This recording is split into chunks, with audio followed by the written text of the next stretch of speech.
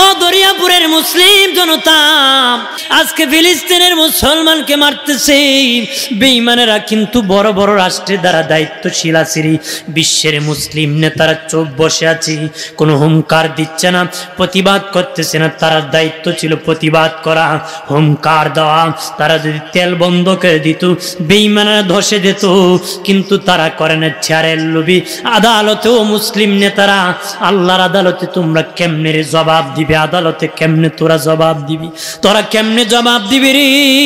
চেয়ারের কারণে রে আজকে মুসলমান ভাই, ফিলিস্তিনের মুসলমান ভাই শিশু বাচ্চাকে হত্যা করতেছি, নারীকে মারতেছি, পুরুষকে মারতেছি, অন্যায় জুলুম নির্যাতন বাবা মার কাছ থেকে জেলকে নিতেছে রে। এই বেঈমান নাস্তিকরা, দখলদারি ইসরাইল সন্ত্রাসীরা মুসলমানের প্রতি আক্রমণ করতেছে। আমরা বাংলার জমিনে অনেক জায়গায় মিছিল প্রতিবাদ করা হয়, আবার কিছু মুসলমানের ছেলে মুস্কি মুস্কি হাসে আর মস্কারি করে। এখানে তোরা প্রতিবাদ করে কি করবি? তোর মতন বেঈমান তো আর কেউ হতে পারে না রে। অন্তত পক্ষ নিন্দা জানানো তোর দরকার ছিল। তোমার যেমন আছে তেমন নিয়ে তুমি প্রতিবাদ করো রে। জানিয়া না করি মুসলমান, মুসলমানের উপর আক্রমণ আসার পরে আল্লাহ নিয়ে যখন গালাগালি করি, নবী নিয়ে যখন বকাবকি করে, মুসলমান যখন একটু চেতে না, প্রতিবাদ করে না, মনে করবা মুসলমানের ইমানে প্যারালাইসিস হয়ে গেছে। প্যারালাইসিস রোগী বিছানায় যতই গালে দিন নড়াচড়ার ক্ষমতা নাই। ঠিক তেমনি ভাবে যখন মুসলমানের বিপক্ষে বেঈমান কথা বলে, বাবাজি আল্লাহকে নিয়ে গালাগালি করে, নবীকে নিয়ে গালাগালি করে, প্রতিবাদ না করলে মনে করবা তোমার ইমানটা প্যারালাইসিস হয়ে গেছে। এমন ইমান যেমন প্যারালাইসিস রোগী হাঁটতে পারে না, তোর এমন ইমান তোরে কোনোদিন জান্নাতে পৌঁছাবে না রে। একজন হক হলে বাতিল 72 জন। বাবাজি 100 জন যদি হক হয়, 7200 জন হবে হক। বাবাজি বাতিল হয় 1000 হক হলে 72,000 বাতিল হয়। 1 লাখ হক হলে 72 লাখ বাতিল হয়। 1 কোটি হক হলে 72 কোটি বাতিল হয়। কিন্তু বাবা একজনই 72 জনের জন্য যথেষ্ট রে। বাড়িওয়ালা একাই রে। চোর যদি 20 জন হয়, বাড়িওয়ালা শুধু কইছে চোর, চোর পালানো শুরু করেন। কথা বলেন ঠিক কিনা? জানিয়া না করে মুমিন, তাদেরকে দেখে, তাদের মার দেখে হাসিও না, মস্কারি করিও না, মনে করিও না তাদের ব্যাপারে আসছে আযাব। তো অপেক্ষা করো, তোমার জন্য আসবে। তুমি যদি প্রতিবাদ না করো, হুঙ্কার না দাও, তুমিও যদি বাবা সচেতন না হও, তোমার ব্যাপারে আযাব আসতে দেরি হবে না। বিশ্বব্যাপী চক্রান্ত চলতেছে, মুসলমানকে কিভাবে মারা যায়, দখল করা যায়, মারা যায়, মুসলমানকে কিভাবে কিনা যায়, মুসলমানকে দিয়ে মুসলমানের শাস্তা কেমনে করা যায়। এই জন্য বাবাজি সাবধান রে ও মুসলমান, ভালোভাবে শুনে নাও। ইমানকে মজবুত করতে হবে রে, আমলকে মজবুত করতে হবে। নবীজি বললেন কে তোমরা রে? উনি বললেন নবীজি আমরা মুমিন। নবী বললেন তোমরা দি মুমিন, পরিচয় কি, কোয়ালিটি কি, কোয়ান্টিটি কি? নবীজি গো আমাদের 15টা অভ্যাস আছে নবীজি। এই 15টা অভ্যাসের জন্য আমরা আমাদের নিজেকে মুমিন দাবি করি। একটু চিল্লায় বলি আল্লাহু আকবার। আমাদের 15টা গুণ আছে। তোমার কয়টা গুণ আছে? বলতেছে আমি যে মুমিন দাবি করছি, আমার 15টা গুণ আছে। আমাদের শুধু তার না, তার বংশীয় লোকের সবার 15টা। নবীজি বললেন বাবা আলকামা বিন হারিস রে বলো কি গুণ আছে? নবীজি 5টা বিষয় আমরা ঈমান রাখি, 5টা বিষয় আমল করি নবীজি গো। আর 5টা হলো আমাদের বংশীয় স্বভাব। 5টা বিষয় ঈমান রাখি, 5টা বিষয় আমরা আমল করি, 5টা আমাদের বংশীয় স্বভাব। মোট হলো 15টা। এটি হলো আমাদের গুণ। এই গুণের জন্য নবীজি আমাদেরকে আমরা মুমিন দাবি করি। আমরা মুমিন দাবি করি। 5টা হলো ঈমান, 5টা হলো আমল, 5টা তাদের বংশীয় স্বভাব, 5টা তাদের কি বংশীয়। এক নম্বর দেখে বলি নবীজি 5টা বিষয় ঈমান রাখি। এক নম্বর, আল্লাহর প্রতি আমরা বিশ্বাস করি। আমরা করি না? এখানে এমন কেউ আছে নাকি আল্লাহকে বিশ্বাস করে? আল্লাহর গালি দেয় আছে নাকি? রোদ বেশি হলে তো মারে, কয় মনে জ্বালাইলি বা বুঝি এখন বৃষ্টি হয় না, আসমান খাইতে গেছি বলে নাউজুবিল্লাহ না জোরে ক হে ওটা মুসলমান এরও জানা যাইব, অথচ আল্লাহরে গালি দেয়। 3 জায়গায় ডং নাই, আল্লাহ আল্লাহ রসুলের ক্ষেত্রে, বিয়ের ক্ষেত্রে, তালাকের ক্ষেত্রে, এই 3 ক্ষেত্রে মস্কারি নাই, ডং নাই, যেমনে হয় এমনি কাম হয়। বিদ্যুতের মেইন তারে ডং চলবো? আপনি পাগল হয়ে ধরেন, ছাগল হয়ে ধরেন, তালুক হয়ে ধরেন, ব্যয় হয়ে ধরেন, ধরতে দেরি মরতে দেরি, মরতে দেরি। আল্লাহ আল্লাহ রসুলের সামনে যেমনি বলেন ইমান চলে যাবে, যেমনি বলেন ইমান কি চলে যাবে, দৌড়ে চলে যাবে। বাইরে আমার খেয়াল করেন, এই জন্য বাবা আল্লাহর ব্যাপারে মন্তব্য করিও না।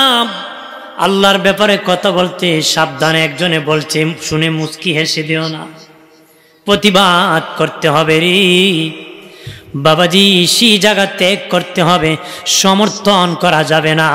আল্লাহর শানে বেয়াদবি করলে বাবা ইমান চলে যাবে, জান্নাত কপালে নসিব হবে না রে। মরতে দেরি, আমার আল্লাহর গজব ধরতে তোরে দেরি করবে না রে। গজব ধরতে কি দেরি করবে না? তাহলে আল্লাহর ব্যাপারে, আল্লাহ রসুলের ব্যাপারে মন্তব্য করা যাবে? করা যাবে? যে দেখি না বিশ্বাস করি না, বেটা যেটা দেখে না এটা বিশ্বাস। বেটা দাঁড়া ছিল, ইটের টুকরা মারছে গাঢ় এক বাড়ি, এ খান দেয়ার কয় বেতা ধরছে রি, কয় বেতা দেখিও না মানিও না, বেতা দেখিও না। বেতা কি দেখা যায়? কথা হয় না, বলেন দেখা যায়? দেখা যায়।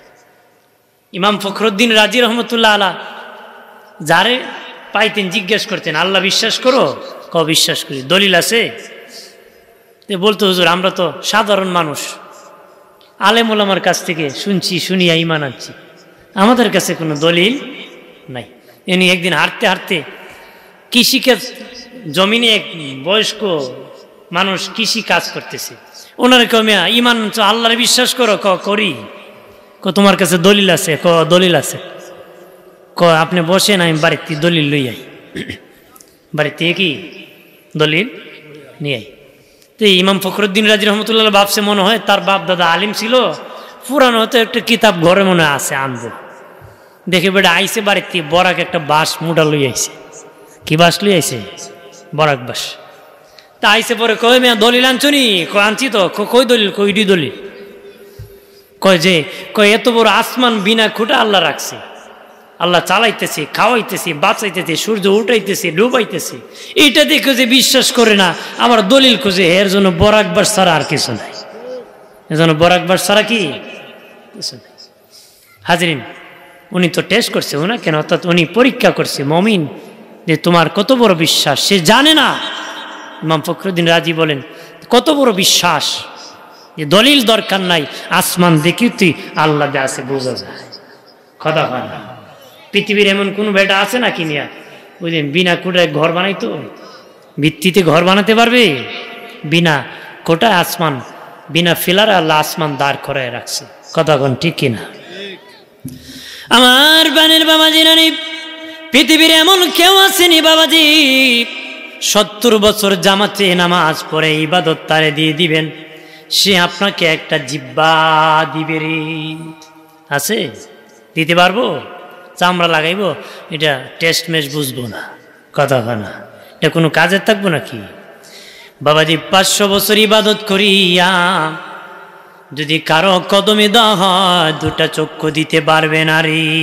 ওই মালিককে চিনার আর কি বাকি আছে নাকি? আল্লাহর চেনার। আমার আল্লাহ সুবহানাহু ওয়া তাআলা মানুষের দেহের মধ্যে বাবাজি ও বাবাজি, জমিন দিয়েছি, পাহাড় দিয়েছি, সাগর দিয়েছি, নদী পিট করে দিয়েছে, মানুষের দেহের মধ্যে জমিন দিছে, মানুষের দেহের মধ্যে আল্লাহ পাহাড় দিছে, মানুষের দেহের মধ্যে সাগর দিছে, মানুষের দেহের মধ্যে আল্লাহ বাবা নদী দিয়েছে রে।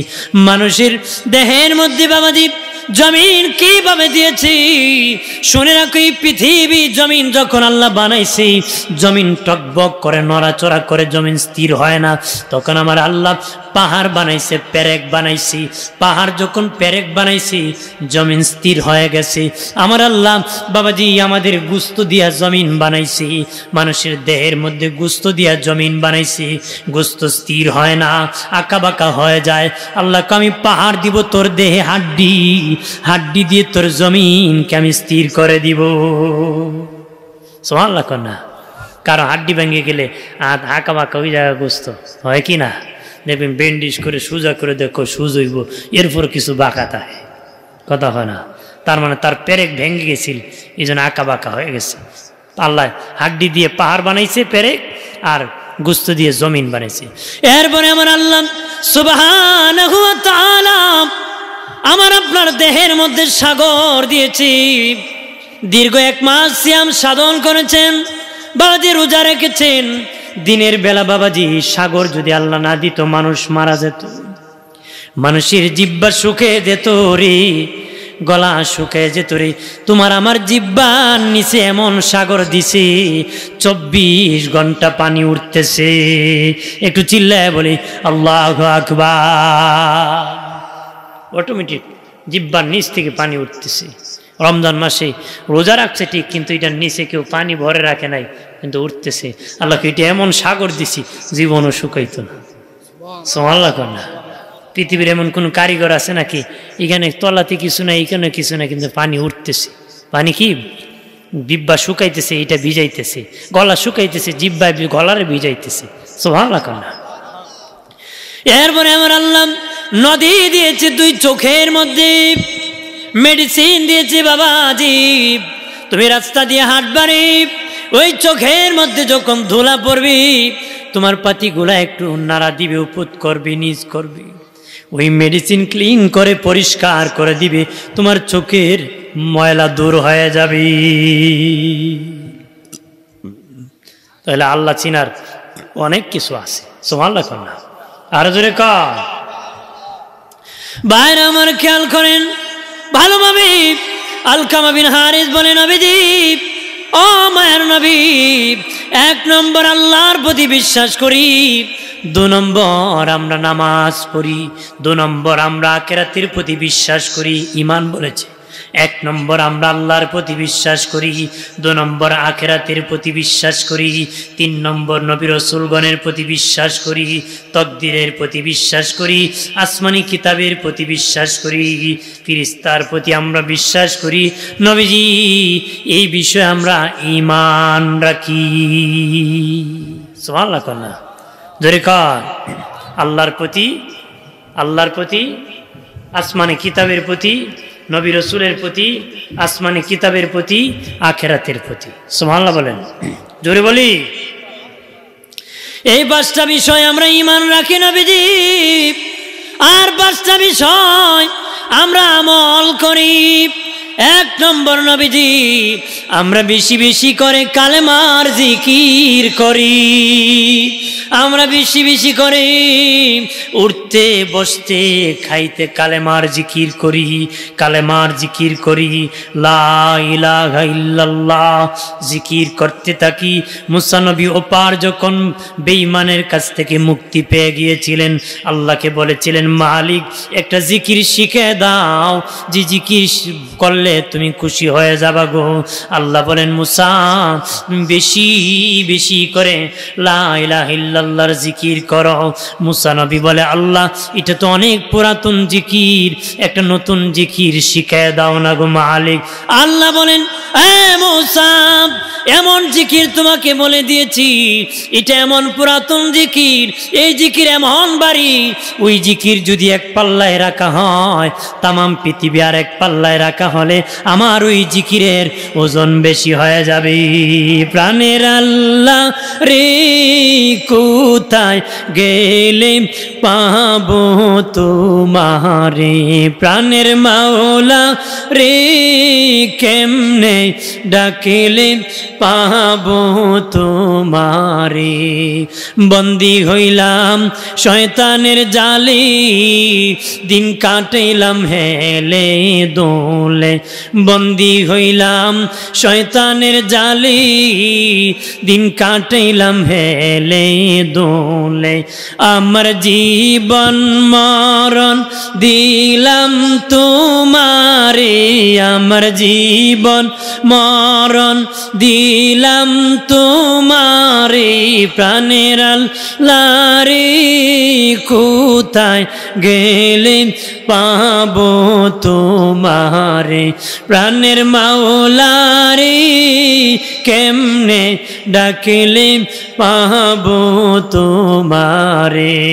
আল্লাহুম্মা সাল্লি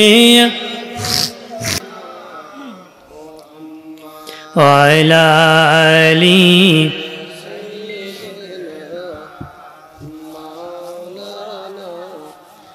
এ দুনিয়া পরে থাকবে, আমরা একদিন থাকবো না, যারে যারে কাঁদবিরি মন কেউ না চাবি ফিরিয়া। আল্লাহুম্মা সাল্লি আলা, মারহাবা জবান খুলে পড়ি, মাওলানা মুহাম্মদ ওয়া আলা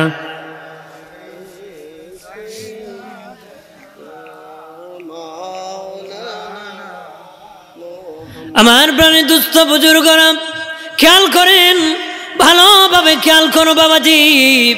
এই জন্য বেশি বেশি করে আল্লাহর নামের জিকির করবা, জিকিরে গাফিল হবা না। আল্লাহর নামে জিকির করবারে, কলবে জিকির জারি করে দিবারে। বাবাজি সেলো মেশিন যখন স্টার্ট থাকে, কোনো পশু পাখি বসতে পারে না রে, কোনো মশা বসতে পারে না। মেশিন যখন স্টার্ট থাকে, রানিং থাকে, মেশিন যখন বন্ধ হয়ে যায়, তখন যা মনে চায় তা বসতে পারে, নাড়াচাড়া করতে পারে। ঠিক আল্লাহর জিকির থেকে তোমার অন্তর গাফেল হলে শয়তান বসে যাবে, তোমার দ্বারা আকাম ঘটাবে। এই জন্য সর্বক্ষণ মালিকের জিকির রাখতে হবে। সর্বক্ষণ কি মালিকের জিকির রাখতে হবে। বন্ধ করবেন, শয়তান বসবে। গাড়ির মেশিন স্টার্ট থাকলে কোনো কিছু বসতে পারে না। ভাইরা আমার খেয়াল করেন ভালোভাবে। এরপরে ডেকে বলে নবীজি 2 নম্বর আমল আমরা নামাজ পড়ি, নামাজ সালাত। নবীজি নামাজ পড়ি গো, নামাজ আমরা বাদ দেই না গো নবী। ঘরের পাশে মসজিদ, মসজিদে নামাজ নাই বাবাজি, মুক্তেও নামাজ নাই, যাতায়াত নাই, সম্পর্ক নাই, মসজিদের সাথে সম্পর্ক নাই, অক্ত হলে নামাজ নাই, ওযু নাই, গোসল নাই। কথা হয় না ধরে কান মানুষের কইটা মোল্লা বেটার কাম, আমার কাম না। নাউজুবিল্লাহ কর না, জোরে কর। আমরা দেশে আবার অনেক আছে কই ইমান আমার ডাক, নামাজ আমার লাগে না। আরে বাবা, ইমানদারের জন্য তুই নামাজ, ইমানদারের জন্য কি, কোনো বেঈমানের জন্য নামাজ। তোমার যে ডাট হয়ে থাকে তুমি তাহাজ্জুদ শো মিস করার কথা না। যার ইমান শক্ত সে তাহাজ্জুদ শো বাদ দেওয়ার কথা না, কারণ নামাজটাই ইমানদারের। কোনো বেঈমানের নামাজ নাই, কোনো বেঈমানের কি, এটা ভণ্ডামি। ইমান নাই বেটা যে নামাজ পড়ে, এটার নাম কি, ভণ্ডামি। ইমানদারের জন্য নামাজ, ইমানদারের জন্য কি। কিন্তু নিজে কই ইমানদার নামাজ পড়ে না, তো কেমনে মিয়া? সারা জীবনে কেউ টাকার অভাব নাই রে, কিন্তু 2 টাকা বার করে না পকেট থেকে, আছে দেখ বুঝবো কেন? কথা হয় না, ধরে বলে তোমার ইমান আছে, ইমানে মসজিদে না কের ইমান তোমার মিয়া? ইমান তো পরিচয় দিতে হবে। কথা বলেন ঠিক কিনা? জোরে বলেন ঠিক কিনা? আমার বানের বাবা জিরানি, ওই যে ঈদ গেল বাবা, ঈদ গেল বাবা, ঈদের দিন মুসলমানের ছেলে কত আড্ডা দিয়েছি বাবা, কত জানা করেছে, কত বেবিচার করছি। সিনেমার মধ্যে সামনে বাবা শত শত হাজার হাজার যুবক দাঁড়ানো গিয়ে দেখবেন শাস্তাগঞ্জি ঈদ উপলক্ষে আকামের মধ্যে যোগ দিয়েছে বাবাজি। অথচ সব মুসলমানের সন্তান, ওরে মুসলমানের সন্তান, ঈদ তো এই জন্য আসে নাই, ঈদ এসেছিল নাপাকি ঈদ থেকে পবিত্র করবে। তুমি ঈদের দিন নিজের নাপাকি করলারি। একটু চিল্লায় বলি নাউজুবিল্লাহ। ডেক্স বাজায়, বক্স বাজায়, গার্লফ্রেন্ড বয়ফ্রেন্ড পার্কে নরকে ঘুরতেছে, বেড়াচ্ছে, খাচ্ছে, কতক্ষণ ঠিক কিনা? হ্যাঁ, পার্ক বানাইছে মুসলমানের ছেলে, চিপা গলি বানাইছে। ও বাবাজি, চিপা গলি বানাইছে যেন যুবক যুবতী কোনায় বসে গল্প করতে পারে, আকাম করতে পারে। অথচ যেটার নেতা প্রতিষ্ঠাতা, যেটার মালিক, ই আবার নামাজও পড়ে মসজিদে। তোর মতন লোক নামাজ পড়ে লাভ কি? জিনার নেতা তুই, কিয়ামতের দিন তোর আমল নামায় জেনা পাওয়া যাবে রে। বলবে মালিক আমি তো জেনা করি নাই, ওই জেনা আসলো কোথা থেকে? আল্লাহকে তুই জেনা না করলো, তুই জেনার নেতৃত্ব দিয়েছ, কর্তৃত্ব দিয়েছ, তোর নেতৃত্বে মানুষ জেনা করেছে। অথচ বাবা লক্ষ টাকার হালাল টাকা রেখে গিয়েছে, আর সে ইনকাম করতে হারাম পন্থা অবলম্বন করেছে। সাবধান মুসলমানের ছেলে, কোনো হারাম ইনকাম করা যাবে না, যের দ্বারা নাপাকি হয়ে যায়। এক বালতি দুধ দহন করে বাবা পেশাব দেওয়া যাবে না, এটার মধ্যে নষ্ট করা যাবে না, এটা আমানত, হালাল খাবার, আল্লাহর বরকত, সেখানে খেয়ানত করা যাবে না রে। করা যাবে? শাস্তাগঞ্জে পার্কের অভাব নাই, সিপাগল্লির অভাব নাই, আকামের অভাব নাই। অথচ এরা সাব্যস্তের মানুষ যারা দায়িত্বশীল, গে দেখে নামাজও পড়ে, দানও করে, বড় বড় হুজুরের চেয়ে আরো বড় ফতোয়া জানে। কথা হয় না? ফতোয়ার বেলায় কি উস্তাদ, কিন্তু কামের বেলায় ফুটটুস বাপ মরলে হুজুর খুঁজে লাশ দইত। কথা হয় না? আর এমনি হুজুরের কোনো দাম নাই। তুমি কি মুসলমান বাপের লাশ দইতে পারো না? খালি ফটম ফটম করো। ভাইরা আমার খেয়াল করেন ভালোভাবে বাবাজি, এই জন্য সালাত বাদ দিব না রে, আর ঈদ আসলে আকামের নেতৃত্ব দিব না। নবীজি বলেছেন শেষ জামানায় পাপ জয় লাভ করে মানুষের ঘরে ঘরে পৌঁছে যাবে। মানুষ অন্যায় করতে করতে ভরায় ফেলবে বাবা, অন্যায় করতে করতে, নাপাকি করতে করতে মানুষ ভরায় ফেলবে। নবী বলেন রে সাহাবীরা, আমার সাহাবীরা শুনে নাও, পানির স্রোতের মধ্যে যেমন ভাবে আবর্জনা টিকে থাকতে পারে না, ঠিক আমার উম্মত বেঈমানের দাপটে টিকে থাকতে পারবে না। আজকে বিশ্বে মুসলমানের অভাব নাই, কিন্তু বেঈমানের দাপটে আমরা টিকে থাকতে পারি না। সাহাবীরা বলে নবীজি, মায়ের নবী, ওই সময় কি উম্মত কম হবে নাকি? নবী কোনা আর অনেক উম্মত বেশি হবে, হাজার হাজার লক্ষ লক্ষ কোটি কোটি উম্মত থাকবে, কিন্তু তারা বেঈমানের দাপটে ধসে যাবে। সাহাবীরা বলে নবীজি, আমরা কম সংখ্যক সাহাবী, বেঈমান অনেক বেশি, কিন্তু আমাদের মোকাবেলায় কাফের টিকে থাকতে পারে না। ওই সময় মুসলমান কেন তাদের সাথে টিকতে পারবে না? নবী বলেন 3 কারণে টিকতে পারবে না। 1 নম্বর, তার ধনের লোভে, সম্পদের লোভে টিকবে না, চেয়ারের লোভে টিকবে না, নারীর লোভে টিকবে না। 3 পাপের কারণে, 3টার কারণে, চেয়ারের লোভ, ধনের লোভ, নারীর লোভ। গোটা দুনিয়ার মুসলিম যারা শাসক আছে রে, তাদের চেয়ারের লোভে ধরেছে, ক্ষমতার লোভে ধরেছে রে। আজকে ফিলিস্তিনের মুসলমানকে মারতেছে বেঈমানেরা, কিন্তু বড় বড় রাষ্ট্রের দ্বারা দায়িত্বশীল আছে রে। বিশ্বের মুসলিম নেতারা চোখ বসে আছে, কোনো হুঙ্কার দিচ্ছে না, প্রতিবাদ করতেছে না। তারা দায়িত্ব ছিল প্রতিবাদ করা, হুঙ্কার দেওয়া। তারা যদি তেল বন্ধ করে দিত, বেঈমানেরা ধসে যেত, কিন্তু তারা করে না। চেয়ারের লোভী আদালতেও মুসলিম নেতারা, আল্লাহর আদালতে তোমরা কেমনে রে জবাব দিবে? আদালতে কেমনে তোরা জবাব দিবি? তোরা কেমনে জবাব দিবি রে? চেয়ারের কারণে রে। আজকে মুসলমান ভাই, ফিলিস্তিনের মুসলমান ভাই শিশু বাচ্চাকে হত্যা করতেছি, নারীকে মারতেছি, পুরুষকে মারতেছি, অন্যায় জুলুম নির্যাতন বাবা মার কাছ থেকে জেলেকে নিতেছে রে। এই বেঈমান নাস্তিকরা, দখলদারি ইসরাইল সন্ত্রাসীরা মুসলমানের প্রতি আক্রমণ করতেছে। আমরা বাংলার জমিনে অনেক জায়গায় মিছিল প্রতিবাদ করা হয়, আবার কিছু মুসলমানের ছেলে মুস্কি মুস্কি হাসে আর মস্কারি করে। এখানে তোরা প্রতিবাদ করে কি করবি? তোর মতন বেঈমান তো আর কেউ হতে পারে না রে। অন্তত পক্ষ নিন্দা জানানো তোর দরকার ছিল। তোমার যেমন আছে তেমন নিয়ে তুমি প্রতিবাদ করো রে, যেমন আছে তেমন নিন্দা জানাও।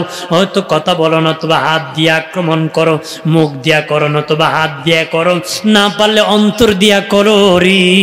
অথচ মুসলমানের ছেলে মস্কারি করে। আজকে আমি নিজ সিলেট থেকে আসতেছি বাবা, গাড়ির মধ্যে বসে আছি, কিছু লোক মিছিল করতেছি ফিলিস্তিনের পক্ষে, ইসরায়েলের বিপক্ষে। আমার পাশে পিছনে এক মুসলমান আর এক মুসলমান মস্কারি করতেছে। দেখো কয়েকজন কি করতেছি, কি করব তারা এরকম মস্কারি করে। জানিয়া না করি মুসলমান, মুসলমানের উপর আক্রমণ আসার পরে আল্লাহ নিয়ে যখন গালাগালি করি, নবী নিয়ে যখন বকাবকি করে, মুসলমান যখন একটু চেতে না, প্রতিবাদ করে না, মনে করবা মুসলমানের ইমানে প্যারালাইসিস হয়ে গেছে।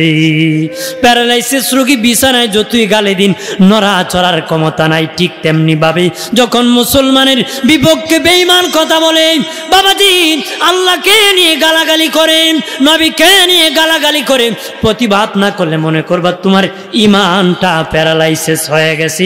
এমন ইমান যেমন প্যারালাইসিস রোগী হাঁটতে পারে না, তোর এমন ইমান তোরে কোনোদিন জান্নাতে পৌঁছাবে না রে। কথা বলেন ঠিক কিনা? জোরে বলে। এই জন্য মুমিন চারের লোভ করিও না রে। চার যেই মালিক দিয়েছে সেই মালিক নিয়ে নিতে পারে। কথা বলেন ঠিক কিনা? কত মানুষ চার, কত লোককে আল্লাহ চার দিয়েছে, আবার চার নিয়েছে। আমার আল্লাহ ধনী বানাইছে, ভিক্ষুক বানাইছে। কথা বলে না? যারা তার কাছে হাত পাততো ভিক্ষা দাও, ওই লোকটা আবার তাদের কাছে, ওই ভিক্ষুকের কাছে নিজে ভিক্ষা চাইছে। আমি নিজে দেখছি এরকম কাতর হয়ে গেছে। ধনী মুহূর্তে ফকির হয়ে গেছে, ফকির ধনী হয়ে গেছে, ছেলে লন্ডন চলে গেছে, ধনী হয়ে গেছে, সৌদি গেছে, অভাব দূর হয়ে গেছে। বাবাজি ওই মালিক সব পারে রে। আল্লাহকে ভয় করো, আল্লাহকে ভয় করো, আল্লাহকে ভয় করো। চারের লোভ করবা না বাবাজি, ধনের লোভ করবা না রে, নারীর লোভ করবা না। এটার থেকে বের হতে হবে। নবীজি বলেন আমার উম্মতের এই তিন কারণে দোষে যাবে রে। একটা ব্যাটারি চার্জওয়ালা যদি থাকে বাবা, 10টা বাতি জ্বালানো যাবে। কথা বলেন ঠিক না? 10টা বাতি জ্বালানো যাবে, কিন্তু চার্জ নাই ব্যাটারি 10টা দিয়ে একটাও জ্বালানো যাবে না। চার্জ নাই ব্যাটারি 10টা দিয়ে একটাও জ্বালানো যাবে না। চার্জওয়ালা ব্যাটারি একটা দিয়ে 10টাও জ্বালানো যাবে। ঠিক তেমনি ভাবে ইমানওয়ালা একজনই বাবা 72 জন মোকাবেলায় যথেষ্ট, 72 জনের মোকাবেলায় যথেষ্ট।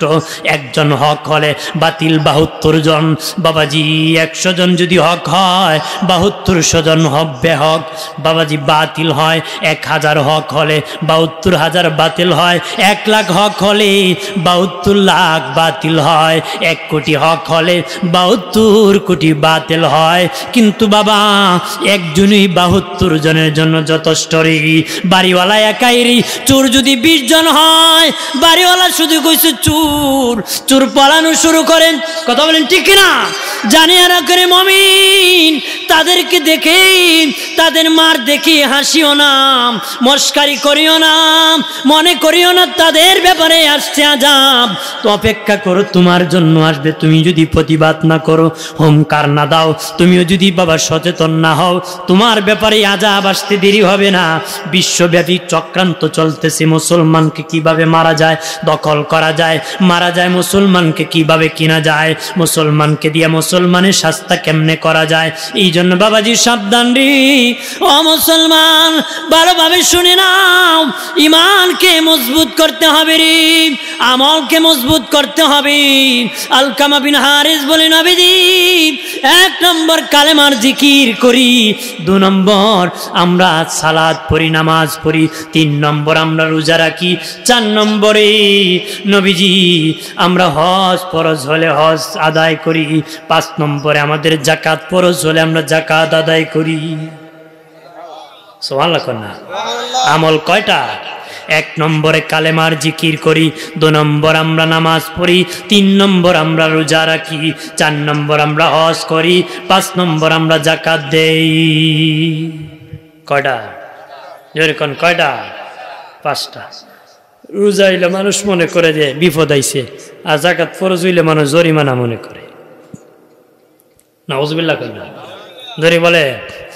নবীজি বলেন কিয়ামতের আগে মানুষ যাকাতকে জরিমানা মনে করবে, যাকাত দেবে না, মানুষ দান করবে না রে, দান সৎকা করবে না, মানুষ বকিল হয়ে যাবে, কিপটা হয়ে যাবে, বউর গোলাম হয়ে যাবে, বউ স্বামীর কাজে সাহায্য করবে, নেতাগিরি করবে, মানুষ মসজিদ নিয়ে বাড়াবাড়ি করবে, টানা হেসরা হেসরি করবে। বাবাজি জ্ঞানী লোকের দাম কমে যাবে রে বাবাজি, এই জন্য সাবধান, এই দিকে যাইব না, এটা আবার আরেক পয়েন্টে চলে যাব। বাবাজি খেয়াল করেন, ভালো করে নিন, দান বন্ধ করবা না রে। দান সৎকা যদি বন্ধ করে দাও, আসমানি গজব আসবে, গজব। ওই গজব থেকে বাঁচতে গেলে দান করতে হবে। সাহাবায়ে কেরাম সকালবেলা কাজ শুরু করতেন দান করে, ভিক্ষুককে ভিক্ষা দান করে। হযরত আলী রাদিয়াল্লাহু তাআলা আনহু নামাজের মধ্যে ভিক্ষুক ভিক্ষা চেয়েছে, উনি নামাজের মধ্যে আন্টি খুলে দান করে দিছে। সুবহানাল্লাহ কন্যা আরো জোরে। বাবাজি ঘুম থেকে উঠে তারা ভিক্ষুককে ভিক্ষা দিয়ে কাজ শুরু করতেন, কাজ শুরু করতেন। আমরা যদি ঘুম থেকে উঠি ভিক্ষুক দেখে অথবা গরিব মানুষ দেখে, সে খুব রাগ হয়, গুসা হয়, কতরে দেখলাম সারা দিনটি আমার খারাপ যাবে, তকদির বিশ্বাস করে না, এমন লোক মুসলমান হতে পারে না রে। এমন লোক মুসলমান হতে পারে? হতে পারে না।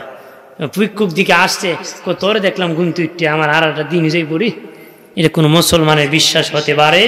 বলা দরকার ছিল আমার ভাগ্য ভালো যে সকালবেলা 10টা টাকা দান করে আমি বের হতে পারছি। সকালবেলা 10টা টাকা দান করে কি বের হইতে, আল্লাহ যেন আমার বিপদ থেকে রক্ষা করে মালের মধ্যে বরকত দেয়। কথা বলেন ঠিক কিনা? ভাইরা আমার খেয়াল করেন ভালোভাবে।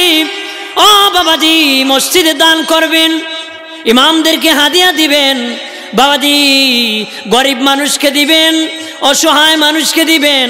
বাবাজি মসজিদের কাজে সাহায্য করবেন, মাদ্রাসার কাজে দেবেন, দুনিয়ার সব কাজে দেয়, কিন্তু বাবা আল্লাহ রাস্তায় দিতে খুব যন্ত্রণা হয়। যে ইমামে বেয়াজোরা লাগাই দেয়, এবারে হাদিয়া দেওয়ার সময় ফকটো টাটা পড়ে যায়। কথা আছে না? লাখ লাখ টাকা খরচ করে বিয়া করে, কিন্তু যে এবারে জোড়া লাগাই দিছে, এবারে 200 টাকা একটা নোট বের করে, হুজুর নাই বোধ খরচ করে লিছি তো, এটা একটু রাখো। এরকম আছে কিনা? যেরকম আছে কিনা? এরকম হলে চলবে? এটা হাতিয়ে বেশি করে দেওয়া দরকার ছিল। এই বকিলামি করবেন? এই বকিলামি করবেন না। এই কিপটামি করা যাবে? কিপটামি করা যাবে না। আমরা দানশীল হব। মারহাবা বলি, জোরে কি মারহাবা? আমার ভাই জানা শিখেছে, মারহাবা বলি, আরো জোরে বলি। তাহলে আমরা বকিল হব না। কি হব না? আমার দিকে চান, বকিল হব, দান করব। ভাইরা আমার খেয়াল করেন ভালোভাবে। ও বাবাজি সাহাবীরা কিভাবে দান করতেন? নবীজি কোনোদিন কোনো ভিক্ষুককে তাড়াতেন না, ধমক দিতেন না। একজন ভিক্ষুক আসিয়া নবীকে বলে, নবীজি ভিক্ষা দেন। আল্লাহ নবী বললেন, সামনে যাও, একটা লোক বসে আছে, তাকে বলো ভিক্ষা দেওয়ার জন্য আমি বলেছি। সুবহানাল্লাহ। আস্তে কোন ভিক্ষুক যায় দেখে ওই লোকটা বাবা বসে বসে জুতা সেলাই করতেছে। মনে মনে কয়, নিজের জুতা নিজেই সেলাই করে কি আর দান করব। কিছুক্ষণ দাঁড়ায় চলে আসছে। নবী বলেন, যাও, হচ্ছে কি ভিক্ষা দেয় না? যাও বলো ভিক্ষা দেওয়ার জন্য। আবার যায় দেখে জুতা সেলাই করতেছি। নবীজির কাছে আসতে আসতে আবার ভিক্ষুক ফিরছে। নবী কয়, যাও ভিক্ষুক, তারে যায় বলো আমি রাসূলুল্লাহ বলেছি তোমাকে ভিক্ষা দেওয়ার জন্য রে। আল্লাহু আকবার বলেন না। ভিক্ষুক যাইয়া দাঁড়াইছে। উনি হলেন হযরত উসমান গনি জিন্নুরাইন রাদিয়াল্লাহু তাআলা আনহু। উনি জুতা সেলাই করতেছেন। উনি বলেন, ভাই কি জন্য বারবার আসতেছেন, কিছু তো বলেন না? আপনার নবী বলেছেন আমাকে ভিক্ষা দেওয়ার জন্য। উসমান গনি সাহাবীদের মধ্যে ধনী বাবাজি। উনি বললেন, দাঁড়াও, ভিক্ষুক ভাই, সিরিয়ার থেকে ব্যবসা করে আমার 70টা উট আসতেছি, তোমাকে আমি একটা উট দান করে দিব, মাল বোঝাই করা উট। 70টা ভিক্ষুক অপেক্ষা করতেছি, 70টা উট বোঝাই হয়ে মাল বোঝাই হয়ে ফিরেছে। তখন ভিক্ষুককে উসমান গনি জিন্নুরাইন রাদিয়াল্লাহু তাআলা আনহু বলেন, হে ভিক্ষুক ভাই, তোমার যেটা খুশি রে সেটা তুমি নিয়ে যাও। ভিক্ষুক মনে মনে কয়, যেহেতু যেটা খুশি সেটাই নিব, বড় যেটা সেটাই নিব। কথা হয় না, দিছুন যেমনতে শুরুটা নাকি ধরতাম বড় ডলি যাই, কথা হয় না। আছে না বেটা দান করছিল, এখন বেটা টিন টুন খুললা দরজা ভেঙ্গে লেগেছি। হ্যাঁ পাইছি যেমন মাগ না হইলে আল খাত্র মাইসে লইলা, মাগ না হইলে কি তা আল খাত্রা চিন্তা করে না, 5 টাকার আল খাত্রা 800 টাকার লঙ্গি পরাইলি বলে, ওই বলে কোনো উষ আসেন নি। কথা হয় না। ভাইরা আমার খেয়াল করেন, ওই ভিক্ষুক যাইয়া সামনে যেটা নেতা উঠ বাবাজি বড় যেটা সেটার মধ্যে ধরেছি। উসমান গনি বলেন, না তোমার এই উটটা নিয়ে যাও, মাল বোঝাই। উটের নিয়ম হলো সামনেরটা যেদিকে যায় পিছনেরটা সেদিকে যায়, নেতা যেদিকে যায় বাকিটা সেদিকে যায়। যখন বড়টাকে ভিক্ষুক টানিয়ে নিতেছি, বাকি 69টা ওটার পিছনে যাওয়া শুরু করছি।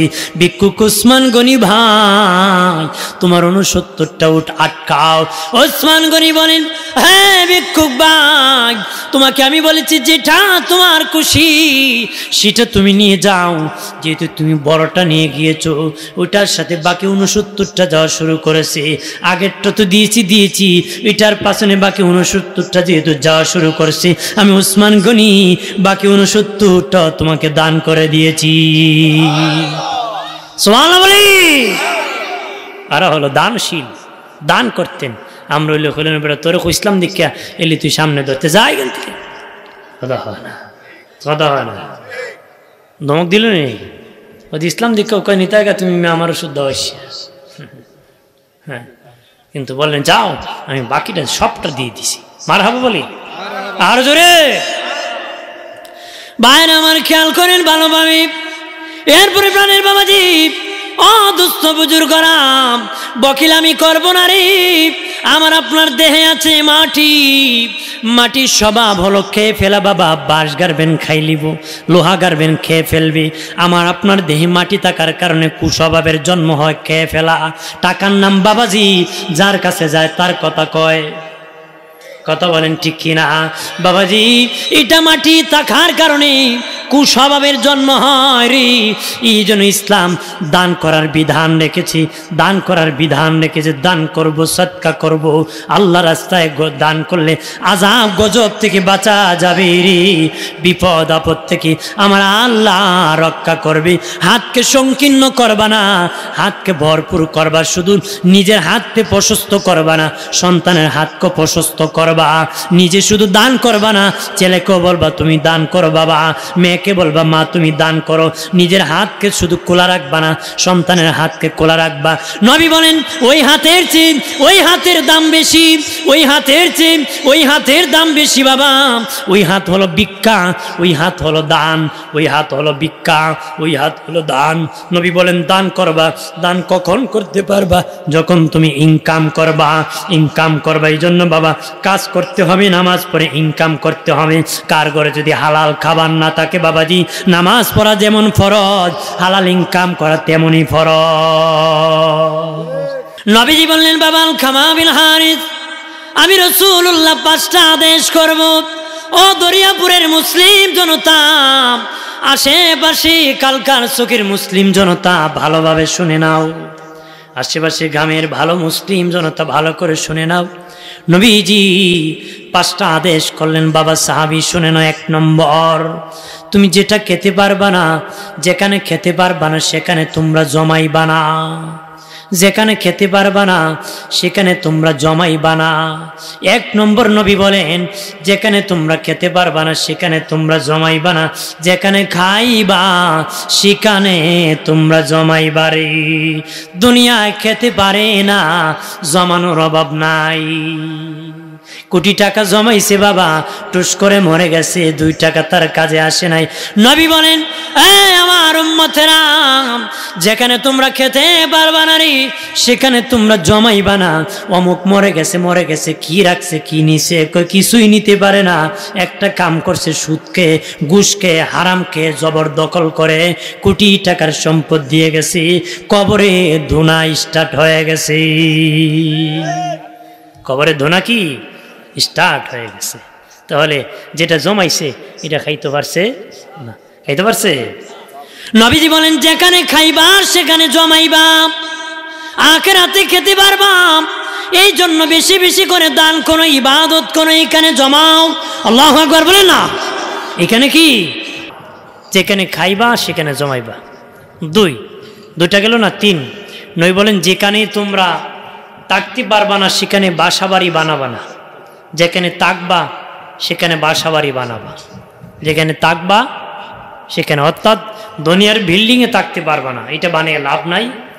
আখিরাতের জান্নাতি বাসা পাবো কিনা ওটা আমি বানাবো। এটা কি, এটা দুনিয়ার থেকে সাজাতে হবে। যেন বলেছেন, যেখানে তোমরা থাকতে পারবা না সেখানে বাসাবাড়ি বানাবা না, যেখানে থাকবা সেখানে বাসাবাড়ি বানাবা। 5 নম্বর নবী বলেছেন, যেখানে থাকবা আল্লাহর ভয় অন্তরে রাখবা। আল্লাহর ভয় অন্তরে কি, কাকে কোন কাজ থেকে বাঁচাবে? শেষ বিচারের ভয় অন্তরে থাকলে সব পাপ থেকে বাঁচাবে। কথা বলেন না? আল্লাহর ভয় অন্তরে থাকলে সব পাপ থেকে বাঁচা সম্ভব হবে। ওয়াহুয়া মাকুম আইনামা কুনতুম। আল্লাহ কয়, তুমি যেখানে আমি আছি সেখানে। আল্লাহ দেখে কিনা? জোরে বলেন, দেখে কিনা? আল্লাহ আছে, আল্লাহ দেখে। এই বিশ্বাস করতে হবে। আমি যদি একা থাকি, 2 জন থাকি, মনে করেন আল্লাহ একজন আছে, এটা রেকর্ড হচ্ছে, মালিক দেখছে, কিয়ামতের দিন আদালতে দাঁড় করাবে। আমার সামান্য গুনার কথা যদি 2-4 জনকে, একজনকে বলতে লজ্জা হয়, কিয়ামতের দিন কোটি কোটি মানুষের সামনে তোমার পাপের কথা কেমনে বলবা? নবী থাকবেন, রসুল থাকবেন, সব নবীর উম্মত থাকবে, থাকবে, সেদিন কেমনে বলবা? এই জন্য ভয় করি আল্লাহকে।